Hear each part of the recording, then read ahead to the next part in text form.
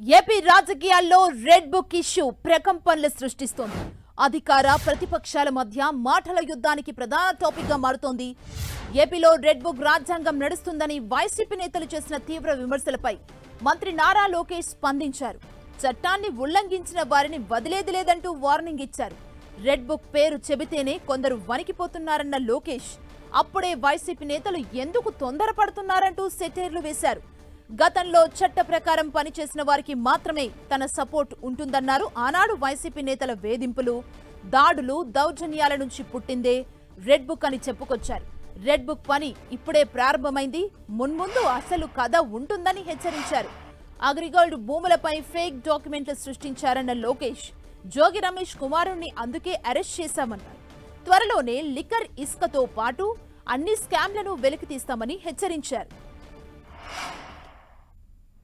AgriGold భూములపైన fake పత్రాలు సృష్టించి అమ్మేశాడు, డబ్బులు సంపాదించాడు.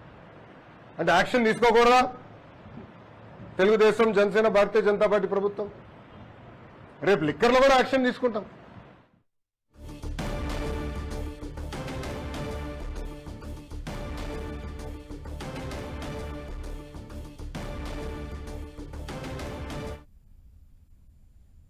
ఏపీ పాలిటిక్స్ లో రెడ్ బుక్ అయితే హాట్ టాపిక్ గా మారింది. ఇదే అంశానికి సంబంధించి మరింత సమాచారం మా ప్రతినిధి రవిచంద్ అందిస్తారు. రవిచంద్,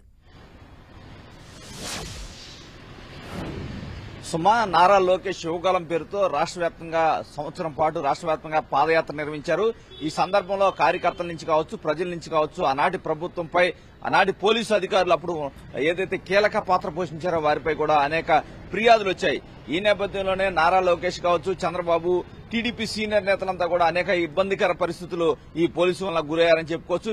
ఈ నేపథ్యంలోనే ఆనాడు లోకేష్ పాదయాత్రలో రెడ్ బుక్ అనేది ఆయన ప్రసంగంలో రెడ్ బుక్ అనేది ప్రాధాన్యత సంతరించుకుంది.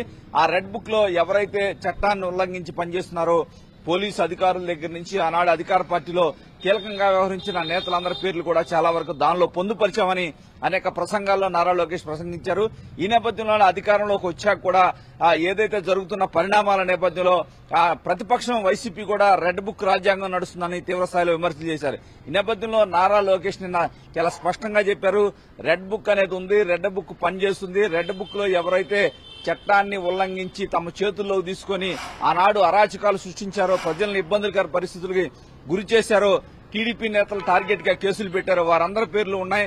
వారందరిపై చట్టపరంగా చర్యలు తీసుకుంటామని మరోసారి స్పష్టం చేశారు. ఆనాడు ఏదైతే ప్రభుత్వ శాఖల్లో అవినీతి గురించి కూడా ఆయన ప్రధానంగా ప్రస్తావించారు. మైనింగ్ శాఖ గురించి కూడా ఆయన ప్రధానంగా ప్రస్తావించారు.